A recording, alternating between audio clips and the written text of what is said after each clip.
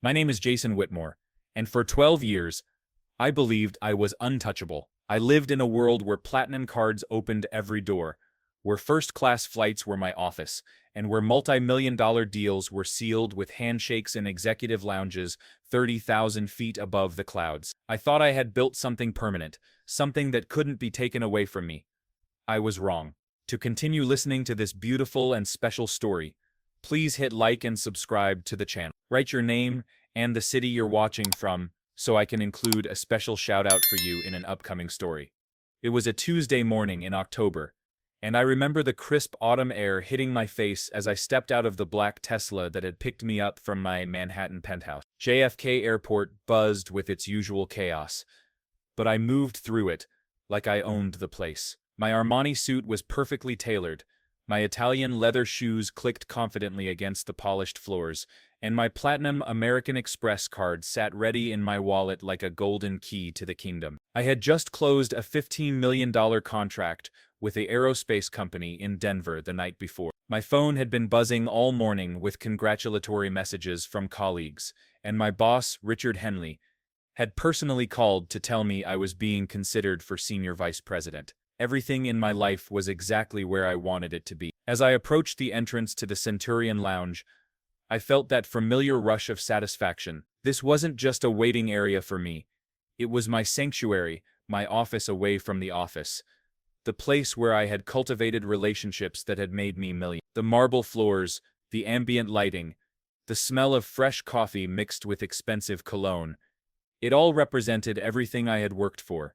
I swiped my card at the entrance scanner, expecting the familiar green light and gentle beep that had welcomed me hundreds of times before. Instead, the screen flashed red, and a harsh buzzer sound cut through the morning air like a slap across my face. "I'm sorry, sir, but your access has been suspended," the young woman at the desk said, her voice professionally polite but firm. She couldn't have been older than 25, probably fresh out of college, and here she was telling me, Jason Whitmore, that I couldn't enter a lounge I had practically lived in for over a decade. I felt my jaw tighten, that familiar heat rising in my chest that I got when things didn't go according to plan. "There must be some mistake," I said, forcing a smile that I'm sure looked more like a grimace. "I'm Jason Whitmore from Technocore Solutions. I've been a member here for 12 years. She typed something into her computer, her perfectly manicured nails clicking against the keys. The sound seemed unnaturally loud in my ears. "I understand your frustration, Mr. Whitmore, but according to our system, your corporate membership was terminated yesterday. You'll need to speak with your company's administrative office." The words hit me like ice water. Terminated.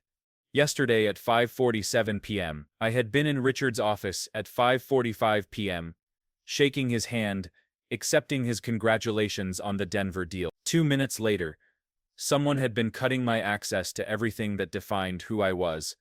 I could feel other travelers looking at me now, their eyes curious and slightly amused. A man in an expensive suit being denied access to an exclusive lounge was the kind of airport drama that people secretly enjoyed watching. I felt my cheeks burn with embarrassment, a sensation I hadn't experienced since I was a teenager. I found a quiet corner near gate B47 and pulled out my phone with shaking hands. My first call was to Richard Henley, my boss, my mentor, the man who had just hours ago been talking about my promotion. The phone rang once, twice, 3 times, then straight to voicemail. "You've reached Richard Henley. I'm currently unavailable. Please leave a detailed message and I'll get back to you as soon as possible." I tried again, same result. I called his assistant, Margaret, who had always been friendly to me, always remembered how I liked my coffee when I visited the corporate office. "Technocore Solutions. This is Margaret speaking." "Margaret, it's Jason Whitmore. I need to speak with Richard urgent. There seems to be some kind of administrative error with my corporate accounts." There was a pause that lasted just a beat too long. "I'm sorry, Jason, but Mr. Henley is in meetings all day today. I can take a message if you'd like." "Margaret, this is important. My airport lounge access has been cut off, and I'm supposed to be flying to Seattle this morning for the Morrison Industries presentation. This could be a $20 million deal."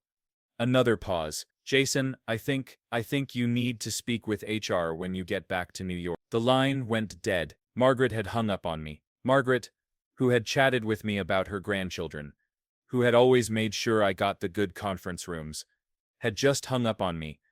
I sat in that uncomfortable airport chair for 2 hours, making phone call after phone call. My corporate credit card was declined when I tried to upgrade to first class. My company email account returned an access denied error when I tried to log in. Even my voicemail system had been disconnected. But the real shock came when I started calling my clients, the relationships I had built over years, the people who trusted me, who had made me wealthy and successful. Morrison Industries was first.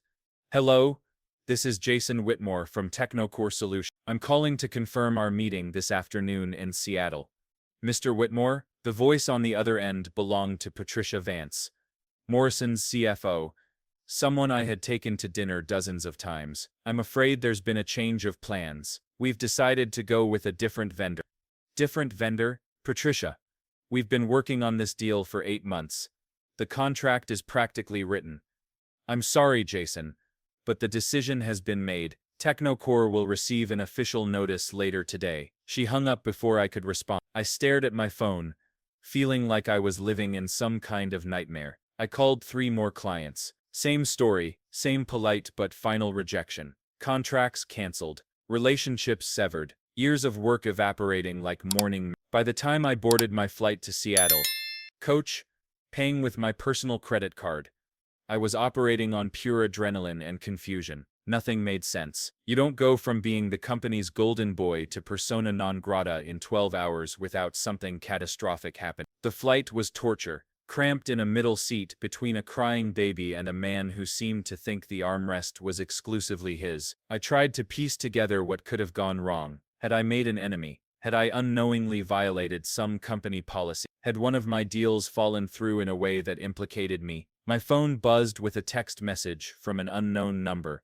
Jason, it's Marcus, from legal. Don't try to contact the office. Don't try to access any company systems. You need to lawyer up. This is bigger than you think. Marcus Rodriguez had been Technocore's legal counsel for 6 years. We weren't close friends, but we'd worked together on dozens of contracts. If he was warning me to get a lawyer, then whatever was happening was serious enough to potentially destroy not just my career, but my life. I tried calling him back immediately, but the number went straight to a disconnected message. He had used a burner phone to warn me, which meant he was taking a significant risk just to give me that heads up. When I landed in Seattle, there were 2 FBI agents waiting for me at the gate. Special Agent Sarah Chen and Special Agent Michael Torres flashed their badges and asked me to accompany them for questioning.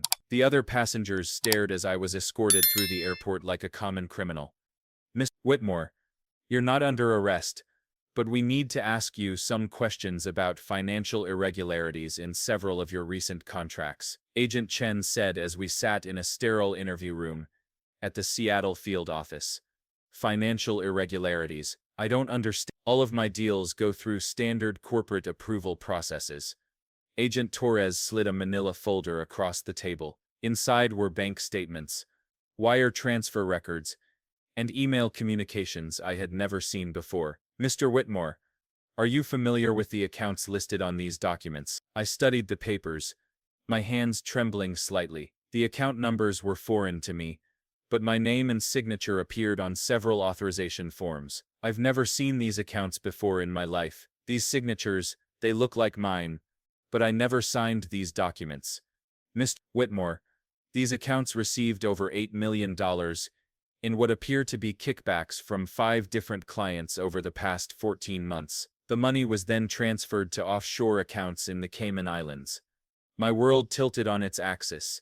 $8 million in kickback, offshore accounts, money laundering. The words swirled around my head like a tornado, destroying everything I thought I knew about my life. The interrogation lasted 6 hours. By the end of it, I understood that I had been set up as the fall guy in an elaborate fraud scheme that went far deeper than just my department. Someone had been using my identity, forging my signatures, and setting up accounts in my name to funnel money from Technocore's biggest deal. We believe you're a victim in this, Mr. Whitmore, Agent Chen finally said as they prepared to release me. But until we can prove that, You're going to be under investigation. Don't leave the Seattle area without notifying us." I walked out of that federal building feeling like I had aged 10 years in one day.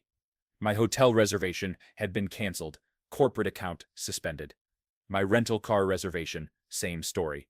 I found myself standing on the sidewalk outside the FBI field office with just my personal credit card and the clothes on my back. I managed to find a modest hotel near the airport and spent that night staring at the ceiling, trying to understand how my entire life had been dismantled in less than 24 hours. I had been so focused on climbing the corporate ladder, so obsessed with status and success, that I had never noticed the web of deception being woven around me.